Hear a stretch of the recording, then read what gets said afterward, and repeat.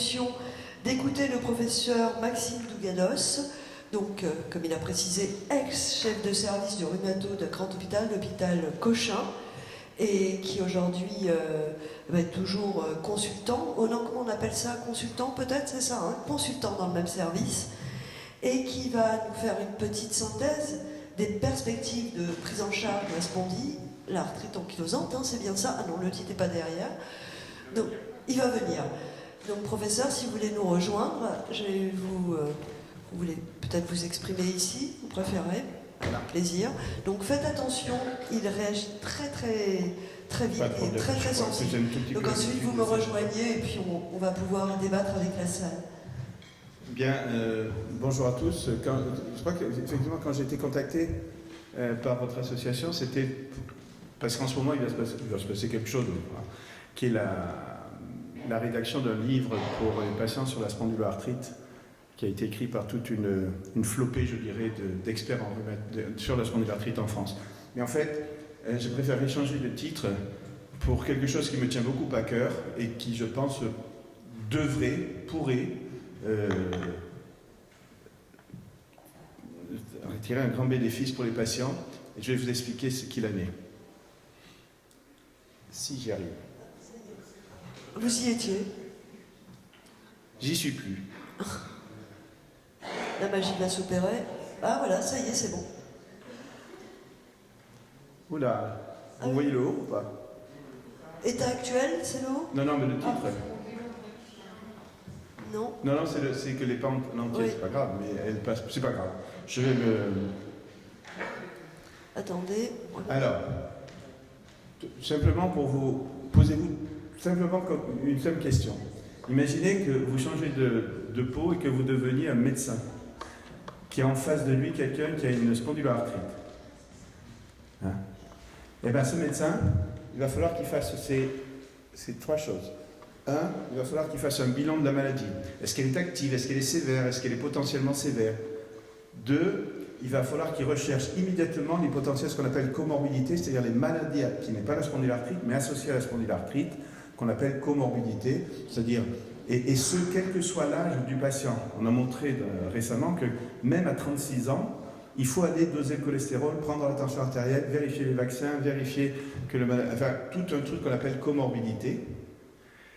Il faut qu'il discute avec son patient pour l'informer sur la maladie, surtout au début en lui disant qu'est-ce qui peut arriver, les manifestations, ce qu'on appelle extra-musculo-squelettiques maintenant, que ce soit l'atteinte oculaire, digestive, cutanée. Il faut voir avec lui, informer le patient sur sa prise en charge, c'est-à-dire que lui-même soit au courant des médicaments qu'il reçoit ou qu'il peut potentiellement recevoir, mais également les traitements non médicamenteux, et surtout tout ce que moi, très méchamment, j'appelle la patamédecine, mais on pourra y revenir, mais également les éléments impactant la vie, la sexualité, la grossesse, le travail, tout ça. Bon, vous voyez ça? Je vous donne 20 minutes. Dans le meilleur des cas. Normalement, c'est jouable. Non, c'est jouable. Non, 20 minutes, c'est possible. Mais c'est impossible de faire ça. Je ne vois pas comment un médecin peut faire ça. Or, le médecin, chaque fois qu'il va dans un congrès, il entend parler de tout ça. Et il se dit, mais est-ce que je le fais bien? Alors, bien sûr, le médecin croit qu'il le fait bien, mais il y a plein d'études qui montrent que ce qu'on dirait en anglais room for improvement, c'est-à-dire, honnêtement, il y a de quoi l'améliorer. Et ce qui est curieux et qui est un peu paradoxal, c'est qu'à l'heure actuelle, nous avons des recommandations, que ce soit la recommandation européenne, la recommandation de la Société française de rhumatologie, grosso modo qui dit attention, il faut vérifier les comorbidités, attention, il faut informer le patient, attention, il faut vérifier ci, attention, il faut faire ça, attention, il faut une équipe multidisciplinaire pour prendre en charge le patient. Tout ça, c'est recommandé. Ce que je trouve plus intéressant, c'est ce qu'on appelle, pas des recommandations, mais mieux que ça, des indicateurs de qualité. Alors ça fait un truc qui fait très très peur aux médecins, parce que indicateur de qualité veut dire que vous pourriez prendre des mesures en positif et en négatif pour savoir si le travail est bien fait. Il est fort probable que dans les années à venir, un peu comme en Angleterre, le médecin ne soit plus payé à l'acte, mais à la qualité de son travail. Et ce qu'on appelle indicateur de qualité. Par exemple, vous connaissez peut-être ce qu'on appelle le BASDAI, l'échelle qui permet d'évaluer l'activité de la spondylarthrite. Si vous êtes rhumatologue allemand et que vous écrivez la valeur du BASDAI dans votre dossier, vous gagnez 15 euros. La sécurité sociale allemande vous donne 15 euros parce que vous avez écrit le BASDAI. Parce que, et ça va, donc progressivement, on risque d'être rémunéré comme ça. Et c'est, à mon sens, une bonne chose. Mais les gens qui le voient à l'envers, en disant « Oh là là, on va me contrôler ». Et il y a peut-être des médecins qui ont un peu peur de ça. Les indicateurs de qualité, qu'est-ce qu'ils disent? Ils disent cette organisation suivante, qui pour moi c'est la diapositive qui sera la plus importante aujourd'hui. Un médecin voit son rhumatologue traitant. Face à face. Consultation dans un cabinet de ville, dispensaire, consultation à l'hôpital. Il est tout seul avec lui, et ça, je pense que c'est primordial de garder cette relation médecin-malade face à face unique. Mais, au début de la maladie, ce que j'ai mis en triangle rouge, le malade, il est écrit comme ça la recommandation, le malade bénéficie d'une prise en charge multidisciplinaire coordonnée par un rhumatologue dans un centre de soins dans les 2 mois qui suivent le diagnostic. Alors si dans la salle il y a des gens qui ont une spondylarthrite, vous me dites si dans les 2 mois qui ont suivi votre diagnostic, votre rhumatologue vous a adressé à côté dans un centre, alors aujourd'hui c'est surtout hospitalier, mais demain ce sera pas, je suis presque sûr que ce ne sera pas hospitalier, mais où vous avez bénéficié de tout ça, l'infirmière, le pharmacien, le kiné, l'assistante sociale, avec des vidéos, vous expliquez, allez sur ce site, celui-là, non, c'est dégueulasse, allez sur celui-là, on est sûr de ça, mettez-vous dans une association de patients, c'est mieux pour vous. Enfin, tout ce qu'on doit faire dans ce triangle rouge. Ce triangle rouge, grosso modo, il faut 4 à 6 heures pour le faire bien, parce qu'il fait toutes les bulles que je vous ai présentées tout à l'heure. Vous ne pouvez pas le faire en consultation. Donc ça, c'est ce que j'appelle la revue systématique initiale, et après, le malade, il a ce compte-rendu, il va voir, il a, lui, le compte-rendu, il va voir son médecin, et le médecin continue à le traiter. Et puis, périodiquement, alors, les indicateurs en anglais disent annuel, de manière tous les ans. Mais aucun service de rhumatologie en France est capable de prendre ces malades tous les ans. On n'y arrive pas. On n'a pas le manpower, on n'a pas l'organisation pour ça. C'est pour ça que j'ai traduit ça en périodique.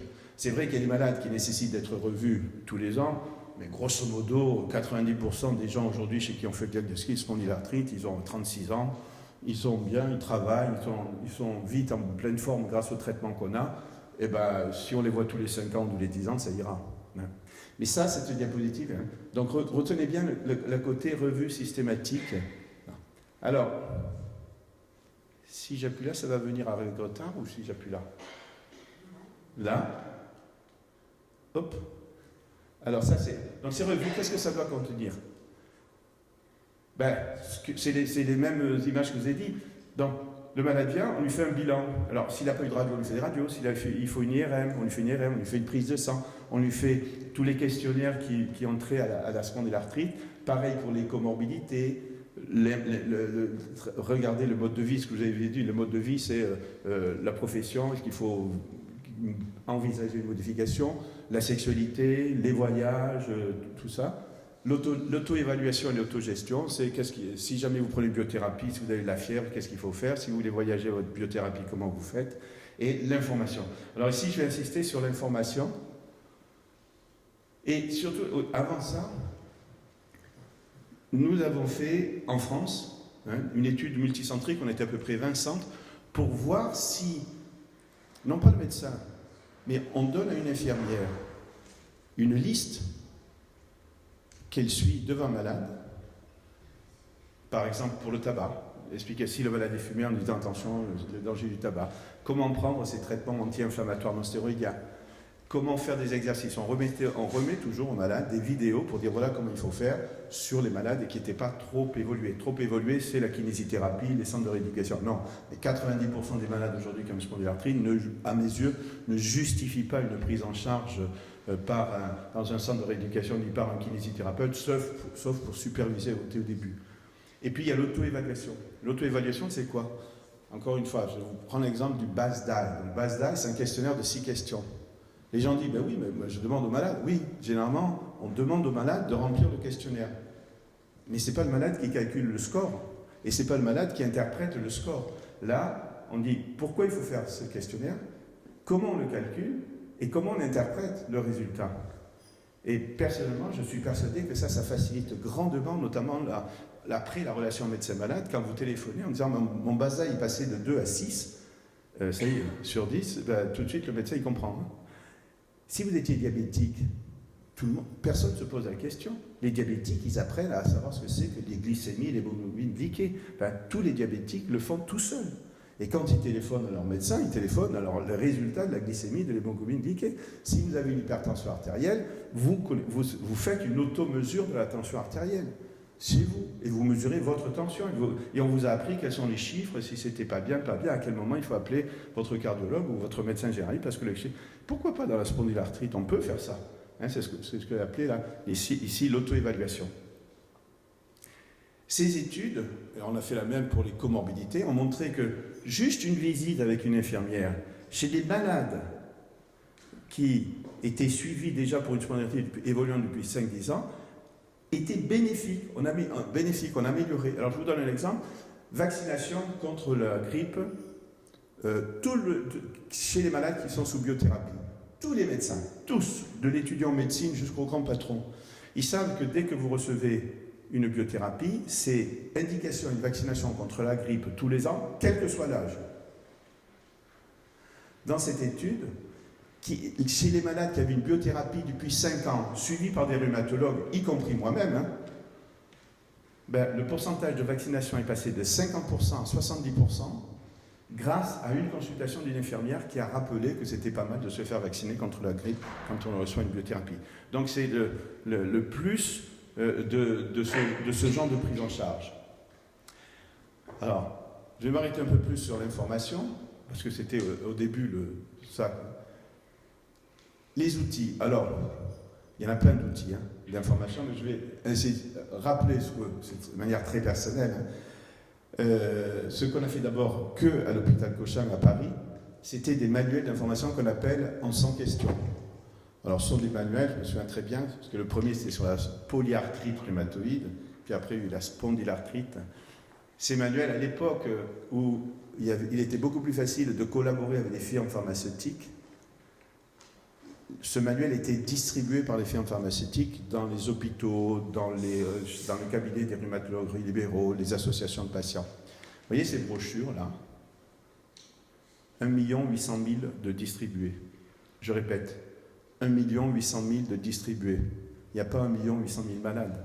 Mais ça a été un booster d'information. Pourquoi il y a eu 1 800 000 ? Parce que tout le monde est piqué. À l'époque, on est en 1995, j'avais dit, si les médecins ne font pas leur boulot, on va passer au-dessus, on va directement aux malades. Et je disais aux médecins, on distribue ça aux malades. Vous avez intérêt à le connaître quand même, ce qu'on dit aux malades. Donc, qu'est-ce qu'on fait? Tous les étudiants en médecine, les internes de tous les services, ils ont pris le bouquin. Qu'ont fait les infirmières? Nous, on est important, ils ont piqué le bouquin. Les aides-soignants ont piqué le bouquin. Et c'était très bien. Et donc, les malades ont pris le bouquin, il y a toujours un voisin, un cousin, machin qui a piqué le bouquin à l'autre, donc ils sont revenus là. Ça explique les 1 million. Donc ça a été vraiment un succès. Après, c'était plus possible. Donc on a fait des livres sur la polyarthrite rhumatoïde et d'autres. Et cette dernière version datait de 2005. Et pourtant, alors à partir de 2005, comme il y avait des soucis pour collaborer facilement avec l'industrie pharmaceutique, on a créé un site web qui s'appelle rhumatismus avec un s.net. Chaque fois qu'il y a un bouquin, on le met sur le site et là, le site, tout le monde peut y aller et le regarder. C'est exactement la même version, mais en texte sur Internet. Et c'est vrai que c'était là, quand j'avais discuté avec vous, de dire quelle est la nouveauté aujourd'hui en octobre 2022. La nouveauté, c'est ça. C'est quoi? Alors, c'est un livre qui s'appelle La spondylarthrite en 100 questions. Et la différence avec les autres, ça n'a rien à voir avec Cochin, l'hôpital Cochin, c'est, vous ne les voyez pas ici, mais grosso modo, tous les services de rhumatologie pratiquement de France ont participé, les représentants d'associations de patients, il y a eu un comité de relecture avec de tous les professionnels de santé, il y a eu non seulement les associations de patients, mais également des patients que l'on avait, entre guillemets, à la maison. et qui ont relu ce bouquin. Donc c'est quand même un ouvrage collégial. Il était presque possible que vous envoyiez physiquement, parce que votre association va en recevoir je ne sais plus combien d'exemplaires, peut-être pas pour tous vos membres, mais au moins une centaine ou 200, je ne sais pas comment. Et ce sera disponible très facilement. Alors comment avoir accès à ce bouquin? Soit d'ici 2 mois à peu près, d'ici 1 mois il sera disponible en librairie. Mais comment savoir pour l'acheter? Je pense que les associations de patients dans leur bulletin mettront un lien en disant si vous voulez l'acheter, vous allez chez Katana Santé, voilà l'adresse et vous y allez, ça vous coûtera 14 €. Au fait, 14 € n'ont participé à ce bouquin que des gens qui acceptaient de ne pas recevoir des droits d'auteur. Les droits d'auteur vont à la Fondation Arthritis qui s'occupe de la recherche médicale. Tous les droits d'auteur vont à la Fondation Arthritis et dans 2 mois, ils seront aussi disponibles sur ce site. Bon, c'est très bien, je vous recommande bien sûr, puisque en plus c'est vraiment un truc collégial. Mais aujourd'hui, là, je voudrais insister sur l'administration de l'information. Je pense que c'est capital également dans ces revues systématiques de parler d'information, parce que le professionnel de santé peut donner 2 choses. Premièrement, je ne connais pas un malade qui n'ait pas été visiter un site internet avant de venir en consultation. Ça n'existe plus. Dès que vous prononcez le mot de spondylarthrite, spondyloarthrite, immédiatement, et c'est normal, on le tape sur Google et on regarde n'importe quoi, des fois. Donc, le rôle des professionnels de santé, c'est de conseiller les sites, à dire allez plutôt là, ça n'écoutez pas. Mais pour ça, pour qu'ils puissent conseiller, il faut que le malade l'exprime en disant j'ai été sur ce site et j'ai lu ça, est-ce que c'est vrai? J'ai lu qu'un soir de pleine lune, si je prends de la cuisse de poulet, ça marchera mieux que si je... Bref, et il ne faut pas avoir peur de le dire, de dire voilà, j'ai fait ça, et puis le professionnel de santé, c'est lui de conseiller. Et c'est pour ça que je parle, l'accompagnement de l'information, elle est capitale. Par exemple, ce bouquin, j'espère que les malades le liront, mais ils discuteront avec leur professionnel de santé. Là, je n'ai pas compris, là. Ou là, qu'est-ce que ça veut dire? Ça veut dire ça? Des fois, il peut y avoir toujours des malentendus. Alors, ces revues systématiques, pourquoi aujourd'hui ça n'existe pas, grosso modo? Ce qui existe, c'est chez les malades qui ont déjà une maladie bien établie, et on va initier une biothérapie. Alors là, il y a plusieurs centres en France. Vous aviez ce matin M. Gaudin de Grenoble, il a très bien fait à Grenoble, où un malade qui va initier une biothérapie, il vient à un hôpital de jour et il bénéficie d'une revue systématique. C'est à l'initiation de la biothérapie. Alors, je vais vous dire un truc qui va vous paraître horrible. Pourquoi? Parce que biothérapie, quand vous traduisez ça sur le plan de l'organisation de l'hôpital, vous le codez en séance de chimiothérapie. Et séance de chimiothérapie, il n'y a aucun inspecteur de la sécurité sociale qui va vous embêter et l'hôpital touche 600 €. Et donc, avec 600 €, vous pouvez vous payer l'infirmière, le pharmacien clinicien, l'assistante sociale, la prise de sang, la radio. Mais aujourd'hui, il y a une nouvelle réglementation de la sécurité sociale qui permet d'organiser ça à l'hôpital, dans un centre de soins, où s'il y a un médecin plus 2 professionnels de santé, l'hôpital va toucher 375 €. Donc, vous voyez combien vous payez une consultation, même en secteur 2, on dépasse largement. S'il y a 3 professionnels de santé en plus du médecin, on arrive à 570 €. Donc aujourd'hui, 1, on a des recommandations des sociétés scientifiques. 2, on a des indicateurs de qualité. 3, nos autorités de tutelle disent pas de problème, je paye. Et ça ne se fait pas. C'est cru, hein? Et alors pourquoi ça ne se fait pas, pourquoi ça ne marche pas? Ou du moins, pas beaucoup. Surtout l'initiale, au moment du diagnostic. Pourquoi celle-là ne marche pas? Personnellement, je pense que tout à l'heure, vous allez avoir un topo sur le TP, sur l'éducation thérapeutique des patients. En tous les cas, à l'hôpital Cochin, il y a des séances d'éducation thérapeutique, mais c'est comme s'il est presque déconnecté du rhumatologue traitant. Et si vous déconnectez quelque chose du rhumatologue traitant, vous êtes sûr que ça ne va pas marcher. Tout à l'heure, je vous disais, dans l'étude qu'on a faite, l'auto-évaluation, le BASDAI. On demandait aux malades, toutes les 4 semaines, vous reportez sur votre feuille ici votre score d'activité de la maladie. Les malades l'ont fait sans aucun problème. Et puis au bout d'un an, ça diminuait. Il y a des malades qui ne le faisaient plus. Donc on a demandé aux malades, c'est à toute la France, hein, mais pourquoi vous avez arrêté? La cause numéro 1, mon rhumatologue ne me l'a jamais demandé. Donc si mon médecin ne me demande même pas le score et lui ne le relève même pas, je ne vois pas pourquoi je vais m'embêter à relever ce score, puisque personne ne s'en sert. Donc manifestement, c'est inutile. Donc c'est pour ça que je dis qu'il faut embarquer le rhumatologue traitant tout de suite. Et le rhumatologue traitant, c'est lui qui doit connaître, avant toute chose, le contenu d'une revue systématique. Il doit savoir ce qu'on va faire à son patient, il doit savoir ce qu'on va dire à son patient, il doit savoir comment il va obtenir le compte-rendu. Si on n'embarque pas le rhumatologue traitant, toutes ces initiatives d'éducation, d'information, de revue systématique sont vouées à l'échec. Et je peux comprendre ça. Hein. Et donc le centre coordinateur et le patient. Et j'ai mis des flèches dans les deux sens, parce que vraiment, bien entendu, il faut que le patient ait son compte-rendu, il faut que le patient puisse avoir ça. Alors, j'attends un peu parce que je ne sais jamais si ça va sortir ou pas. Pas. Alors, finalement, qui sont les acteurs? J'ai peur que quand les gens font de ces genres d'initiatives, on ne parle que ce que vous voyez en jaune. Parce que je suis chef de service, je discute avec mon directeur d'hôpital de l'établissement de ça. D'abord, je me pose la question, mais qui va me coordonner tout ça, là, hein? Enfin, dans mon service, il y a 2700 patients qui souffrent soit de spondylarthrite, soit de polyarthrite, qui peuvent bénéficier de ce genre de choses. Donc, quand vous avez 2700 patients à gérer, il faut que ce soit un tout petit peu organisé. Hein? Donc, il vous faut ce qu'on appelle un coordonnateur de soins. Mais c'est qui un coordonnateur de soins? Ça s'appelle comment? D'abord, généralement, il faut un numéro de téléphone unique dans un service pour que vous téléphonez et vous êtes sûr que vous allez avoir quelqu'un qui va vous répondre, ou un répondeur qui vous rappelle tout de suite pour ce genre d'initiative. Et là, l'idéal, et c'est là où je vais revenir à ma conclusion sur les associations de patients, l'idéal, c'est ce qu'on appelle une infirmière de pratique avancée. C'est-à-dire qu'une infirmière qui a été sortie, qui est une infirmière de soins, mais qui fait en plus et qui est spécialisée un peu.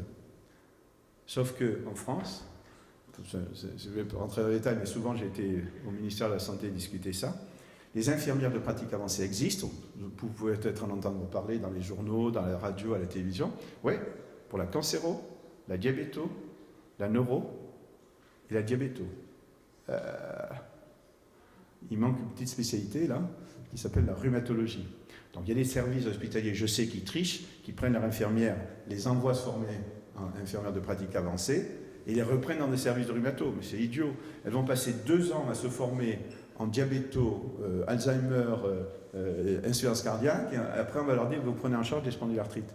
Et je préférerais qu'on puisse avoir ça. Donc il y a du lobbying à faire, et là, les plus forts d'habitude sont les associations de patients. Pharmaciens cliniciens, c'est la même chose. À Cochin, on a la chance de travailler avec des pharmaciens cliniciens. Je ne sais pas si vous savez ce que ça veut dire. Vous êtes habitué de voir votre pharmacien d'officine quand vous allez chercher votre médicament en ville. À l'hôpital, il y a des pharmaciens, qui donnent des trucs un peu plus compliqués parce que c'est la chimiothérapie, des choses comme ça. Mais il y a aussi des pharmaciens cliniciens. Ce sont des gens qui ont des consultations auprès des malades et qui donnent des conseils auprès des malades. Nous, à Cochin, c'est eux qui sont les plus importants. Hein. C'est eux qui expliquent les traitements, c'est eux qui expliquent l'autogestion, c'est eux qui font ça. Mais il faut qu'ils existent, il faut qu'il y ait des postes. Là aussi, je pense qu'il y a un mouvement à faire pour que ce poste de pharmacien clinicien soit un petit peu plus reconnu. Pour le moment, ça n'existe que dans les hôpitaux. Mais demain, j'espère que ça ira en dehors des hôpitaux.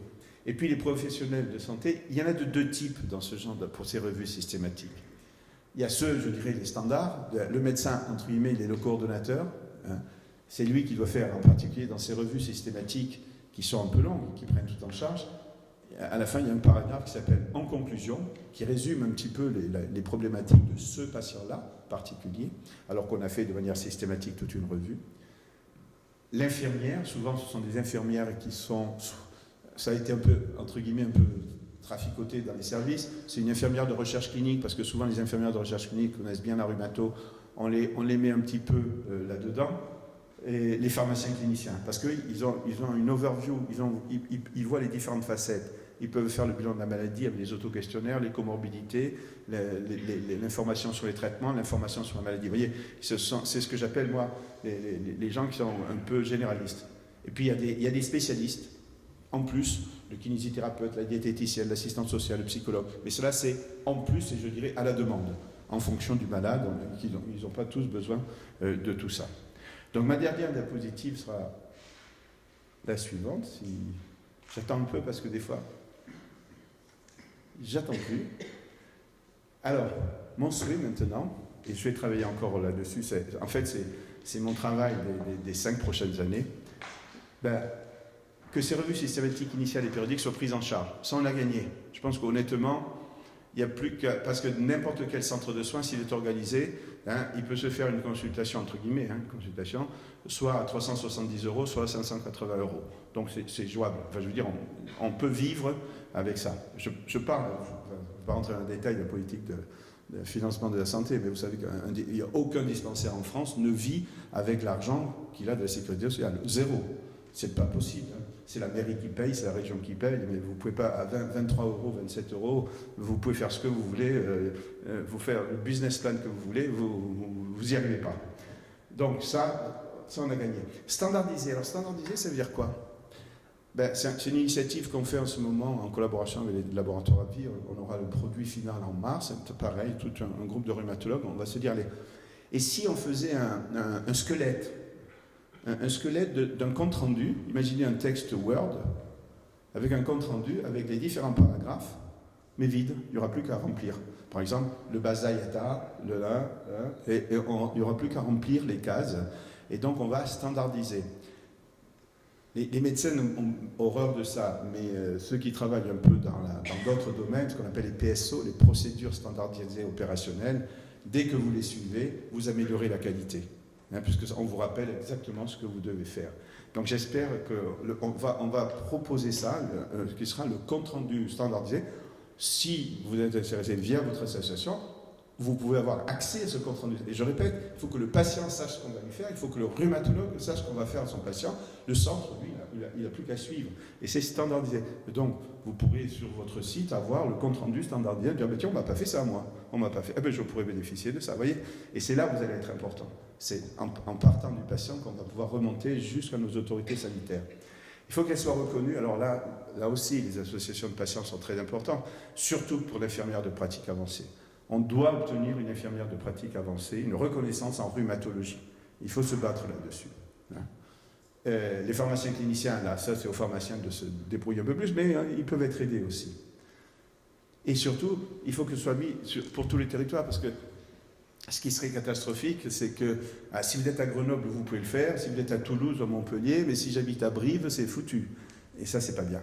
Donc il faut qu'on arrive à mettre en place quelque chose où on arrive... Et c'est jouable, parce que si surtout ce compte-rendu standardisé, je ne vois pas pourquoi à Brive, ils ne pourraient pas le faire.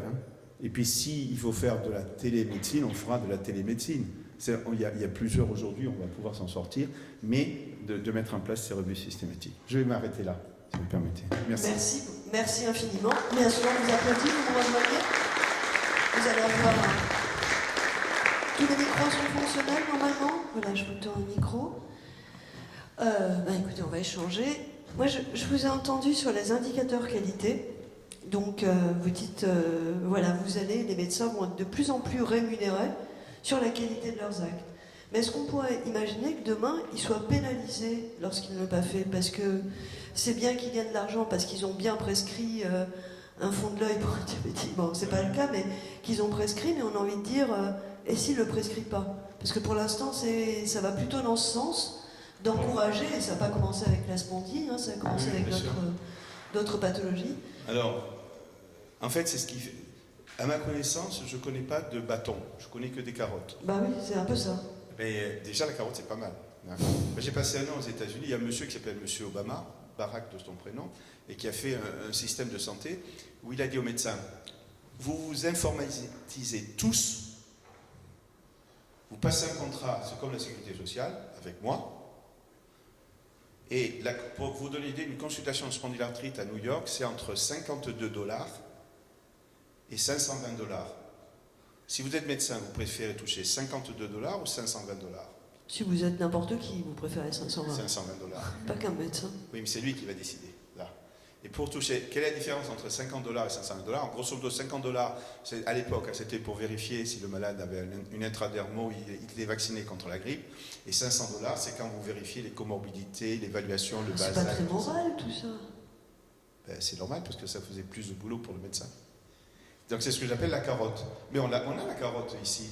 Si dans mon service, je mets une infirmière, un pharmacien clinicien et un kiné, qui voient le malade en plus du médecin, mon hôpital touche 570€.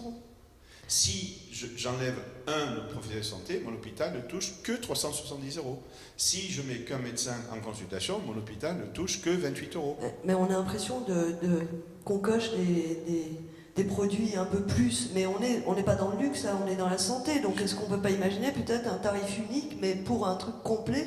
Alors moi, ce qui me fait peur, vous avez entièrement raison, ce qui me fait peur, c'est que cette formulaire, cette manière de donner de l'argent aux hôpitaux soit détournée, c'est-à-dire qu'ils vont faire des comptes rendus en disant la patiente a vu l'infirmière, le pharmacien, le clinicien, là, et en fait ils n'ont rien foutu. C'est pour ça que ce compte rendu standardisé, il va préciser ce que le professionnel de santé doit faire au minimum. Pour que ce soit opposable. Bah oui. Pour que ce soit opposable, sinon c'est un peu trop simple avec juste. Ce serait, mais attendez, à l'heure actuelle, ce n'est même pas fait. Donc on démarre à zéro. Et à l'heure actuelle, ce que j'aimerais, c'est que les rhumatologues qui demain fassent le diagnostic de spondylarthrite pensent à adresser leur malade dans un centre qui est déjà organisé pour recevoir ce malade. Ça serait déjà un grand pas.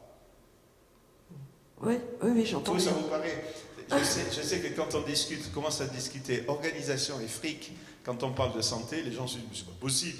Mais oui, mais c'est comme ça que ça marche. Non, mais merci pour votre franchise, et c'est très intéressant de l'apprendre, mais on a envie d'imaginer que, effectivement, ce n'est pas du luxe, j'insiste, qu'il voit aussi le pharmacien clinicien ou l'infirmière de pratique avancée, et donc ça devienne une consultation obligatoire, complète, et comme, je ne sais pas, comme il y a les RCP en cancérologie, on sait pas, c'est pas à la carte, quoi. C'est quelque chose qui... Oui, mais je pense que les Français ne réalisent pas la situation, ce qui s'empire à l'heure actuelle, de la situation des hôpitaux. Un petit hôpital qui est à côté, qui s'appelle l'hôpital Cochin, il y a 1200 infirmières. Il en manque 250. C'est-à-dire que le directeur a le budget pour payer 250 infirmières. Il ne les trouve pas. Mais l'organisation est tellement... Elle est ce qu'elle est, ce qui fait que les infirmières sont parties. C'est trop cher d'habiter à Paris, elles préfèrent aller à Mantes-la-Jolie, enfin à 50 km d'ici. Donc il n'y a plus d'infirmières. Si vous êtes directeur d'hôpital et qu'il vous manque 250 infirmières sur 1200, celles qui vous restent, vous les mettez au bloc opératoire, en salle, en réanimation, ou vous les mettez pour faire de l'éducation de spondylarthrite? Oh, vous les mettez au bloc, évidemment. Voilà, donc vous les perdez. Donc pour voir, quand vous êtes rhumatologue, se dire c'est important, il faut quand même faire ça. Il faut arriver à dire au directeur, mais vous savez, si on fait ça, nous, on peut attirer des infirmières, parce que c'est un boulot qui est attirant, parce que c'est du 9h midi, 2h, 6h, et il n'y a pas de garde la nuit. Donc c'est très attrayant. Et en plus, moi, avec mon business plan, je vous paye mon infirmière. À 370€ le malade. C'est terrible, mais c'est comme ça. C'est comme ça. Oui. Mais il faut se battre pour ça. Et infirmière de pratique avancée, j'en ai pas. Hein. Il faut dire que je crois, si je ne m'abuse, elles ont fait 2 ans de formation, mais pour une augmentation de salaire juste ridicule. Oui, mais on arrivera toujours, c'est comme toutes ces infirmières qu'on a pris au début, les infirmières de recherche clinique, les infirmières d'éducation thérapeutique, elles sont parties se former, on en prend à peu près 10 à 20% qui sont attirées par autre chose pour le travail qu'elles vont faire, et elles sont intéressées. Et bien sûr, je ne suis pas contre de leur donner une augmentation de salaire parce qu'elles ont une expertise supplémentaire, mais ça, c'est pas moi qui décide.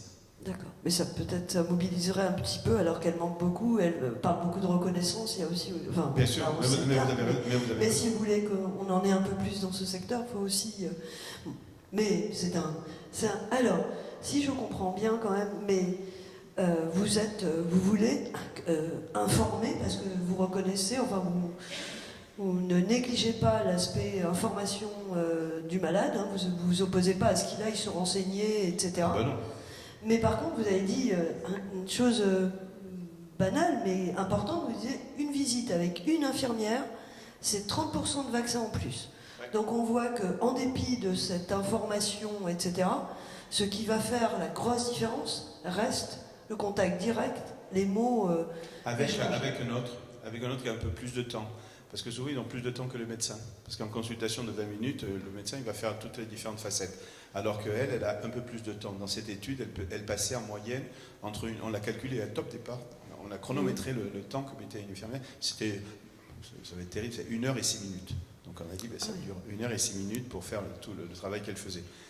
Mais l'importance de l'information, je crois que c'est les médecins aussi qui doivent prendre conscience de la nécessité d'accepter ça, d'accepter qu'il ne fait pas parfaitement bien son boulot. Il le fait bien. Moi, je suis rhumatologue depuis 30-40 ans. Je connais un peu la spondylarthrite, je connais un peu les biothérapies, et je suis bon médecin. Mes malades, les malades que je suis, mes malades, ont bénéficié d'une consultation auprès d'un pharmacien clinicien qui leur a fait un questionnaire sur la connaissance de la biothérapie qu'on appelle BioSecure, et questionnaire accompagné, c'est-à-dire que le pharmacien lisait les réponses du malade et disait « ben non, là vous êtes trompé, là vous êtes... » Ça, là, la connaissance du malade s'est améliorée de 40% après la consultation auprès d'un pharmacien clinicien. Mais la valeur de base, je ne vais pas rentrer en détail, mais c'est un questionnaire qui va de 0 à 100. Il faut que le malade ait un score de plus de 80 pour considérer qu'il connaît bien sa biothérapie.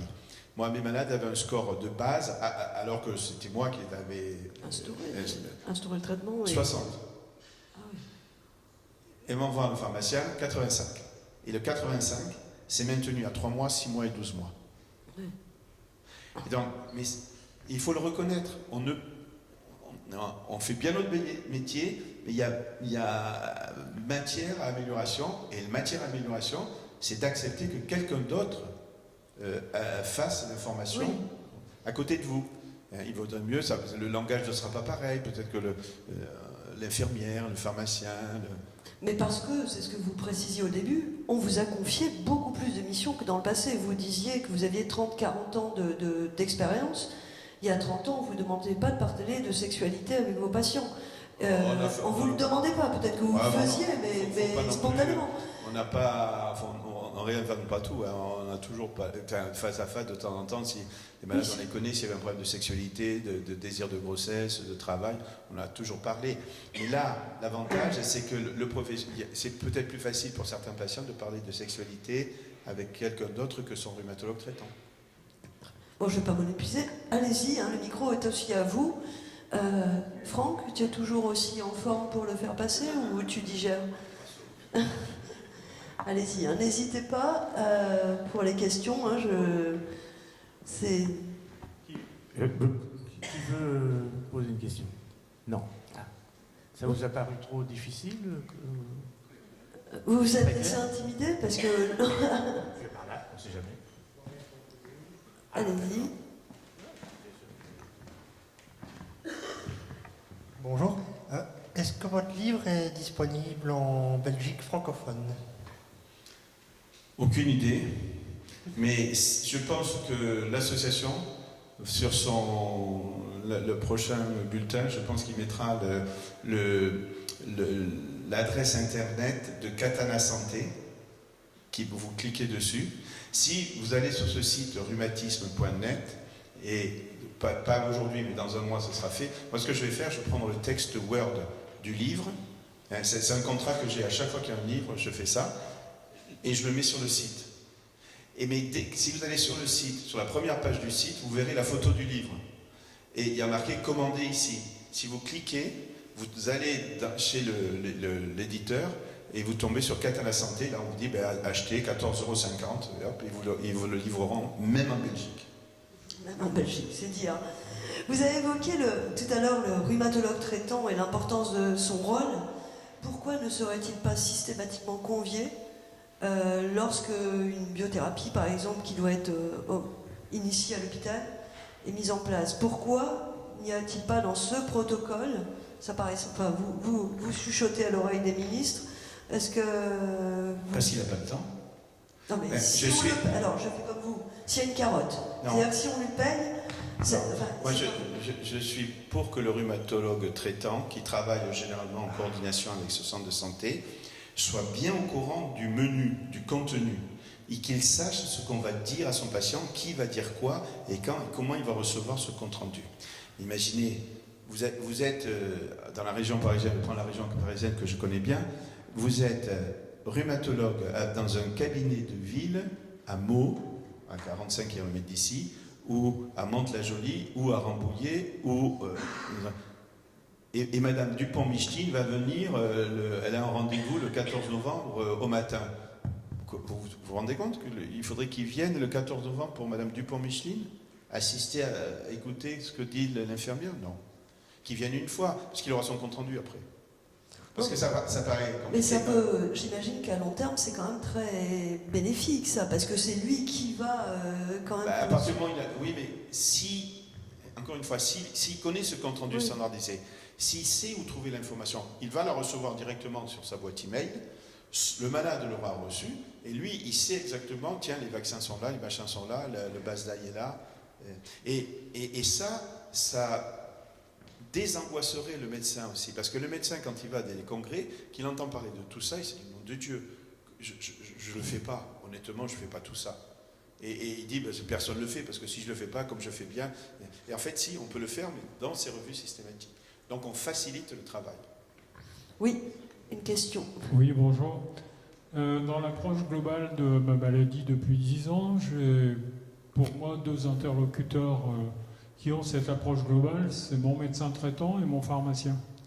Ça, c'est la première chose. Deuxième chose, quand je vais voir la MDPH avec un dossier pour une reconnaissance, par exemple, de travailleurs handicapés, je rencontre un médecin qui, lui, n'est pas spécialiste du tout et qui suggère une cotation qui me paraît souvent sous-estimée par rapport aux gens que je côtoie à travers l'association. Donc, ce que j'ai compris de votre exposé, c'est que vous souhaitez avoir, vous, une approche globale au niveau du rhumato, mais que financièrement dans les hôpitaux, et deuxièmement pour vous en temps, vous n'en disposez pas aujourd'hui. Est-ce que ces gens-là ne sont pas forcément des relais que vous pourriez utiliser à travers la diffusion de votre bouquin, par exemple? Donc là, vous avez parlé de 3 acteurs. Le premier, c'est le pharmacien d'officine.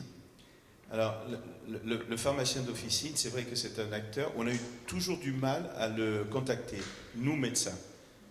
On a essayé d'envoyer nos comptes rendus, parce que quand le pharmacien, vous avez raison, grosso modo, c'est lui... Si on a aujourd'hui quelqu'un qui a une spondylarthrite et qui a besoin d'une biothérapie, et que la biothérapie soit efficace, ce qui est souvent le cas, le gars, c'est un gars qui a 38 ans, qui bosse, et mais qui ne va pas voir ni son médecin, ni son rhumatologue. C'est des consultations qu'on fait. Moi, je les voyais tous les ans, ces malades-là. Et encore, des fois, on les passait à 2 ans. Ça allait tellement bien que, tout se passait très bien.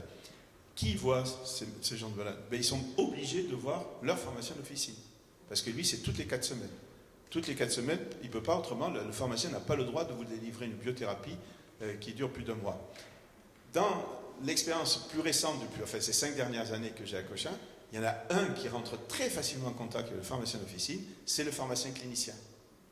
Donc, un des avantages dont je n'ai pas parlé ici, c'est le pharmacien clinicien qui va se mettre en contact, ils vont parler le même langage. Entre pharmaciens, ils se comprennent. Et parce que le pharmacien d'officine, dans 95%, vous en avez un et vous ne changez pas, sauf bien sûr si vous déménagez. Mais d'habitude, vous avez toujours la même pharmacie, ce qui fait que, quand bien même l'argument de dire « Oh, mais les pharmaciens ne voient pas beaucoup de gens sous biothérapie », oui, mais ils les voient fréquemment. Donc si vous voyez quelqu'un toutes les 4 semaines, et donc il y a quelque chose à faire. Et là, il y a des projets qui se font sur des plateformes numériques où le pharmacien pourrait avoir accès directement. Ça. Et il y a encore des projets, mais là je ne suis pas spécialiste, où le pharmacien pourrait être rémunéré par la consultation qu'il en reste. C'est-à-dire que la notion de pharmacien clinicien irait en pharmacie d'officine. Dès lors que le pharmacien d'officine sera un peu formé, il pourrait avoir, vous savez, il y aurait une reconnaissance également financière pour le pharmacien d'officine. Le deuxième acteur dont vous avez parlé, c'est le médecin généraliste. Alors, le médecin généraliste, oui, mais alors ça, souvent, on a délégué au rhumatologue traitant. Mais ce que je veux dire, c'est on se dit, nous, bien sûr qu'on on demande au malade qui vient dans un centre hospitalier le nom de son rhumatologue traitant et on lui envoie le compte-rendu, mais là, si on doit avoir une relation un peu plus privilégiée, un peu plus personnelle, c'est au rhumatologue traitant de rentrer en contact avec le rhumatologue, le médecin référent, le médecin généraliste. Et la troisième acteur dont vous avez parlé, c'est les médecins de la sécurité sociale en charge de l'évaluation d'un dossier de malade. Alors sachez qu'on fait ce qu'on peut. Enfin, moi j'ai fait déjà plusieurs cours. Je connais bien les gens de la CPM, la Caisse primaire d'assurance maladie, la Caisse nationale d'assurance maladie. Et généralement, la Société française de rhumatologie propose des séminaires aux médecins de la Caisse nationale d'assurance maladie pour leur expliquer ce que sont les rhumatismes, le handicap, comment l'apprécier, quels sont les outils que nous avons et tout ça, pour essayer de faciliter la prise en charge, mais pas toujours facile. Oui, on passe au micro tout de suite, madame.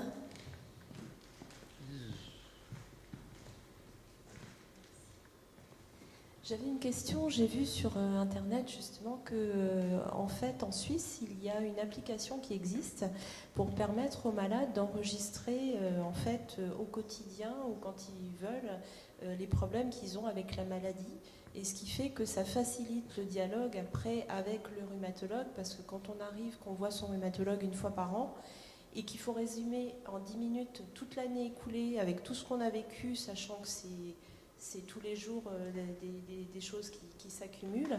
Est-ce que ce type d'application-là, c'est quelque chose qui est étudié aussi en France ou pas du tout? Ah oui, alors je veux dire, ces applications, personnellement, quand je pense ça va être terrible ce que je veux dire, mais vous êtes en consultation, vous voyez un malade arriver, en disant, bon, docteur, j'ai passé une IRM, mais il n'y a pas de problème, tenez. Voilà mon identifiant, mon mot de passe. Ils m'ont dit que vous pouvez avoir accès aux images.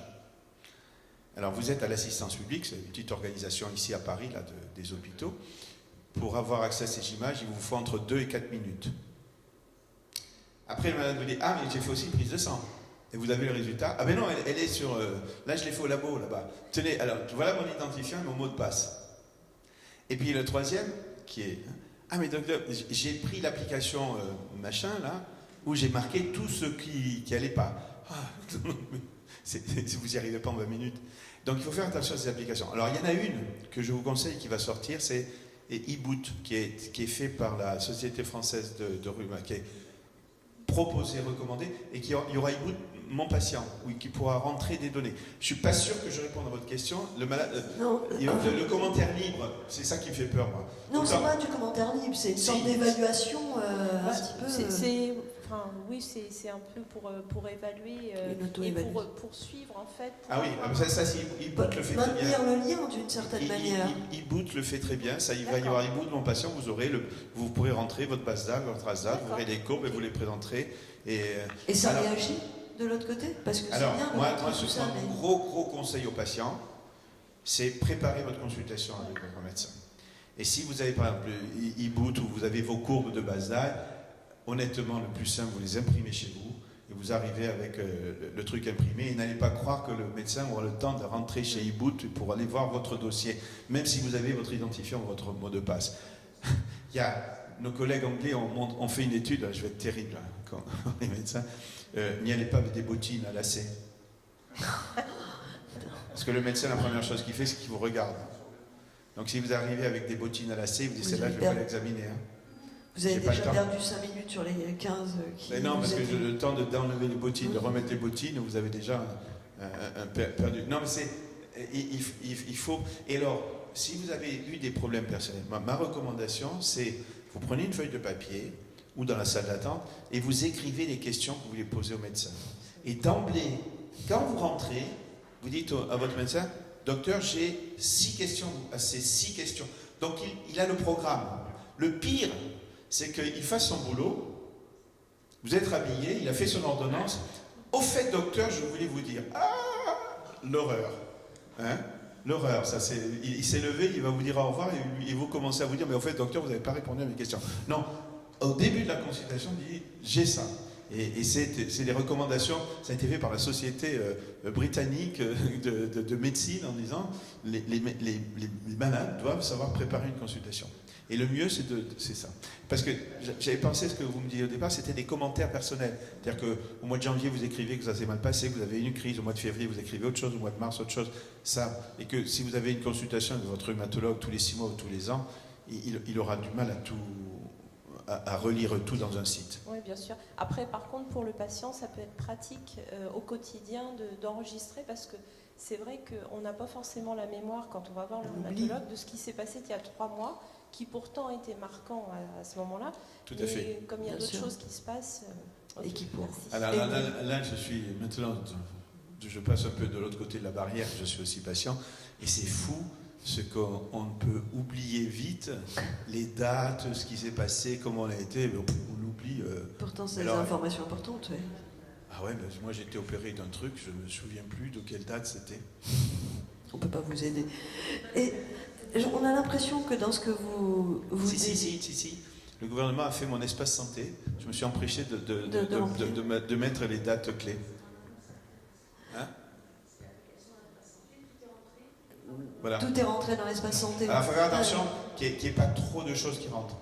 C'est la critique que je ferai à mon espace santé, c'est que le malade peut rentrer tout ce qu'il veut.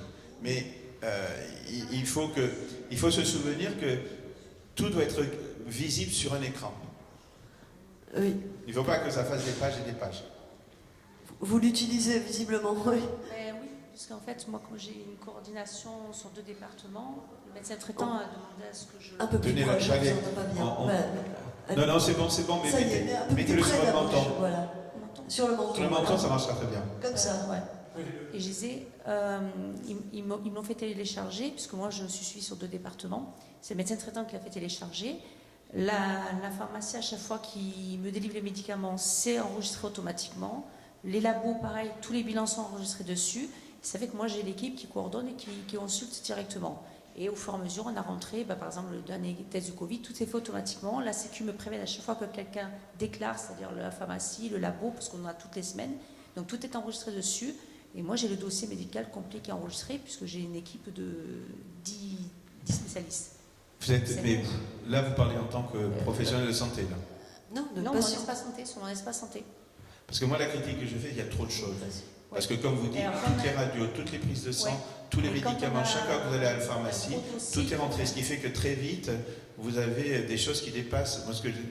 Si ça dépasse là, une page d'ordinateur, c'est très difficile à dire pour un professionnel de santé. Bien sûr qu'on peut retrouver, si jamais il y a un problème un jour, on peut retrouver l'information. Il y a une traçabilité. Donc aujourd'hui, en 2022, on est pour la traçabilité.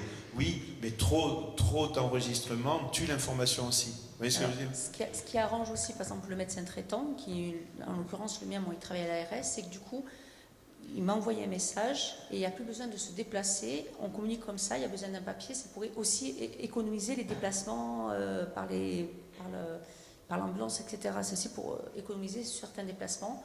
On communique comme ça, il envoie un premier message et dès qu'il y a besoin de quelque chose, on communique comme ça et il envoie automatiquement. Ça évite d'être obligé, par exemple, de le voir toutes les semaines ou tous les mois. C'est aussi pour ça qu'ils ont fait... Non, mais c'est très bien. Mais alors, encore une fois, imaginez qu'un médecin qui a 300, 500 malades, et qu'il y ait 300, 500 malades qui lui envoient un email toutes les semaines, où il faut à laquelle il réponde, et il n'est pas rémunéré. Et comment vous faites ? Mais lui, il se fait payer, parce qu'en fait, ils ont aussi chaque médecin, ils ont une cotation. Une cotation, ils ont chacun... Dans ces cas-là, on est en train d'arriver là-dedans, mais il faut que chacun... Et c'est pour économiser, en fait, les transports, quand on va en ambulance, c'est pour économiser. C'est évident. Oui, bien sûr, ça peut faire des économies. Surtout quand vous êtes dans un département et que vous êtes obligé de faire 1h30 pour aller voir votre équipe. Ils ont mis en place comme ça. Et c'est vrai que je reçois, chaque fois que quelqu'un déclare quelque chose, je reçois automatiquement la pharmacie, le labo. C'est-à-dire que si vous allez à notre pharmacie, normalement, on ne peut pas vous délivrer 2 fois la même chose. C'est aussi ça, c'est qu'on a une surveillance de ce qui est facturé, de ce qui est rentré. Alors ça, les pharmaciens, normalement, c'est très... Mais normalement, votre pharmacien d'officine vous a un jour demandé si vous acceptiez que les données que va collecter la sécurité sociale soient visibles à l'échelon national. De telle sorte que si un jour vous êtes à Lille et que un mois après vous allez à Marseille, que le pharmacien d'officine de Marseille voit votre dossier, c'est-à-dire tous les médicaments que vous avez pris dans une pharmacie n'importe où en France. Normalement, vous avez coché une case comme quoi vous acceptiez, et normalement, le pharmacien d'officine vous a fait signer. Combien parmi vous ont signé ce papier? Très peu. Ah, c'est bien, 2. Ouais. Moi, je l'ai fait, mais il a fallu que je le demande au pharmacien. C'est moi qui ai demandé au pharmacien, je veux savoir comment ça marche. Et parce que normalement, votre pharmacien d'officine, dès que vous donnez votre carte vitale, lui, il met sa carte professionnelle de santé et immédiatement à l'écran, lui apparaît ce qui vous a été dispensé durant les 4 derniers mois. Ce qui permet, et ce qui est très bien, parce que c'est très sécuritaire, de voir un petit peu si jamais il y a 2 médicaments qui n'allaient pas. Mais ça, c'est le pharmacien d'officine dans votre officine. Pour que vous soyez vu partout, il faut que vous ayez accepté de cocher cette case. Peut-être une petite dernière question, observation. Dans tout ce que vous dites, effectivement, ces grandes files actives, tous ces patients, vous ne pouvez pas répondre. Est-ce que vraiment pour vous, l'issue, c'est pas vraiment une montée en puissance des infirmières de pratique avancée qui ferait un pré-filtre, excusez-moi, de cette chose, c'est-à-dire une consultation où vous venez de dire notez vos questions, préparez-la, comment on se prépare. Peut-être qu'il y aurait un SAS avec une infirmière de pratique avancée qui connaît déjà pas mal la pathologie et qui peut répondre à un certain nombre de questions. Est-ce que les médecins sont prêts? Est-ce que le système ne pourrait pas être aussi amélioré en faisant monter en compétence ces infirmières? Ah ben c'est sûr. Vous savez, la revue, ce que j'appelle la revue systématique, honnêtement, 95% du travail peut être fait par une infirmière. Hein. Dès lors qu'on lui donne la trame, elle n'a plus qu'à oser. Après, la question, c'est toujours ces revues systématiques permettent de découvrir autre chose. Hein, ça paraît bête, mais dès que vous avez 40 ou 50 ans, on vous trouve une tension artérielle qui n'est pas tout à fait normale, une glycémie qui n'est pas parfaite, un truc qui ne va pas. On a détecté quand même qu'il y avait peut-être des problèmes de sexualité ou de dépression, d'angoisse. Et à un moment donné, à la fin, il faut dire qu'est-ce que je fais, quoi, en particulier. La recommandation, par exemple, c'est de ne pas détecter la dépression de manière systématique. C'est-à-dire ne pas poser des questions. Pourquoi? Parce que nos collègues canadiens ont montré que si vous faisiez ça, vous êtes plus délétère que bénéfique. Pourquoi? Parce que vous en détectez trop. Parce que c'est des questionnaires. Et si vous avez coché cette question et cette question, ça veut dire que vous avez une dépression. Donc on vous envoie chez le psychologue ou le psychiatre. Sur le diagnostic. Et en fait, c'est pas bon pour le patient. En fait, ce que l'on fait dans tous les centres aujourd'hui, c'est pendant ces revues systématiques, où le médecin tout seul commence à en discuter avec le patient, et puis si vraiment il y a un problème, entre guillemets, on rajoute le psychologue, on adresse, mais après avoir discuté avec le patient. Bon, ceci dit, moi personnellement, je pense qu'une infirmière de pratique avancée pourrait très bien le faire. Ça ne me gênerait pas, ça ne me fait pas perdre mon pouvoir médical. Donc, les associations, vous avez aussi à faire du lobbying. Je crois que le message ça, c'est sûr, vous a été transmis pour... Plusieurs fois au ministère de la Santé, c'est les patients qui ont plus de voix que les médecins. D'accord. Ça fait 2 missions dans la journée. Hein. Vous avez eu développé le réseau et ça, un gros rôle à jouer aussi des mouvements associatifs en d'autres ont tenu beaucoup. Nous le faisons déjà. Ça arrive déjà auprès même en région, auprès des ARS, et puis on remonte doucement, on arrive. On a souvent, après c'est des questions de rapport humain, on s'entend bien ou moins bien, c'est souvent des questions de personnes. Très bien. S'il n'y a plus de questions, on va vous applaudir. Merci vous remercie infiniment pour cette intervention. Merci, professeur Dugados. C'était un plaisir de vous entendre.